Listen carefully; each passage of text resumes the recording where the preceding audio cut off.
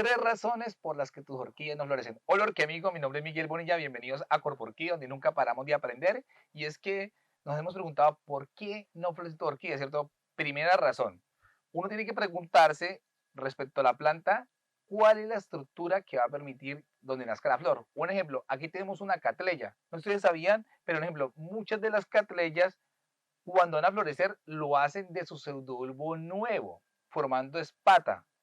Algunas plantas no requieren eso, ¿cierto?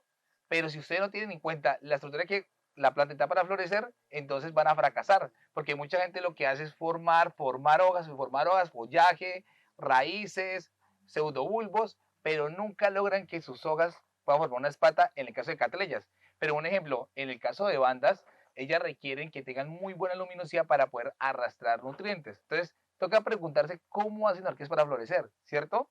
Y en esa razón, un ejemplo, si estás en el caso de las phalaenopsis, que la gente se pregunta por qué mi phalaenopsis no florece, muchas veces tú no has logrado que baje la temperatura adecuada. Entonces, la primera razón es conocer qué requieres para que tu planta florezca. Un pseudobulbo nuevo con espata, en el caso de la banda, que haya tenido muy buena luminosidad, con muy buena cantidad de agua durante un tiempo prolongado, o que hayas tenido una bajada de temperatura adecuada para phalaenopsis. Bueno, esa es la primera razón. Segunda razón, la planta tiene que tener un estado de madurez. Voy a hacer un ejemplo abrupto para que de pronto lo entendamos un poquito mejor, pero pues aquí tengo una catleya. Esta es una catleya baby, lleva 3 años, viene de semilla y pues sí, es una bebé y todavía no va a florecer porque la planta sí o sí necesita llegar a un estado de madurez. En catleya a veces son 5 meses, digo, perdón, 5 años o 7 años.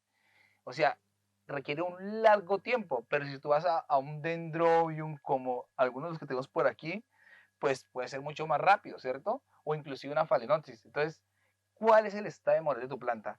Si tener una planta inmadura que todavía no ha logrado por primera vez su floración, dude lo que viene hasta a florecer. Eso sí va a ser inadecuado. Entonces tienes que preguntarte qué es lo que está pasando. Y tres, la razón principal, también les voy a dar ñapa para que lo tengan en cuenta, y es qué tipo de nutrición requiere tu orquídea. Un ejemplo, si yo sé que en catleyas requiero tanto de nitrógeno, tanto de fósforo, tanto de potasio, tenemos que sí o sí utilizar esa cantidad de nutrientes. Pero pilas porque muchas veces la nutrición no es suficiente, porque esta razón va unida con otros. Si el sustrato no es el adecuado y la planta no logra establecerse bien, tampoco va a lograr florecerse. O sea, no basta solamente con hacer muy buena nutrición en la planta, sino que el sustrato esté muy bien, que la raíz esté muy bien, que la planta esté madura, como les he hablado, y que haya formado las estructuras. Un ejemplo, yo sé que ese pseudobulbo que ya floreció no va a lograr florecer, pero aquí, donde formó las patas, sí lo va a lograr. Entonces, tener en cuenta la nutrición como componente principal.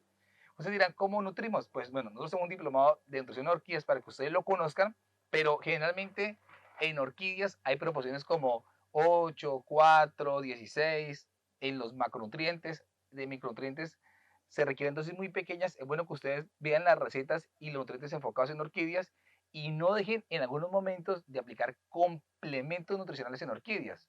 Yo sé que muchos dicen, no, pero yo usé la cáscara de potasio y la cáscara de banano saqué potasio y me floreció. Pues tal vez tu orquídea tenía algunas reservas, pero no dejen de aplicar comida. Y les voy a dar la ñapa para cerrar, digamos, el asunto. Y es que las condiciones ambientales sí son muy importantes. A veces me preguntan algo, ¿qué luminosidad requiere, por ejemplo, una catleya? Y ya se le digo a la gente algo que me dijo un amigo una vez, casi hasta el punto donde la hoja esté quemadita. O sea, en este caso, ¿cierto? Que la luminosidad sea muy alta, porque Catriel lo requiere muy alta. Pero si uno ve el caso de Phalaenopsis, que la luminosidad es máximo, alcanza 11.000 lux, es muy bajita. Las plantas también comen condiciones ambientales. O sea, ¿qué condición ambiental está dando a nivel de luz?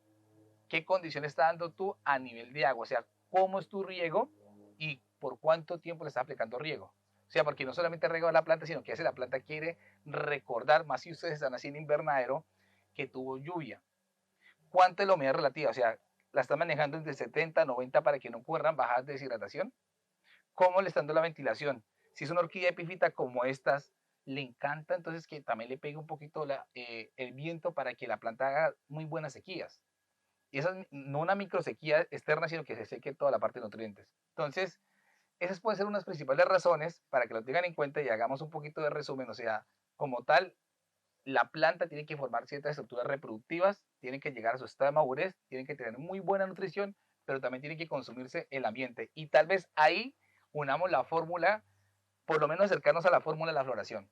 Ya saben, que amigos, que sigamos aprendiendo, sigamos conectados con las orquídeas, conectados con Corp Orquídea. Gracias a los que nos dan like, a los que comparten el video y seguiremos conectados. Hasta la próxima. Chao, chao.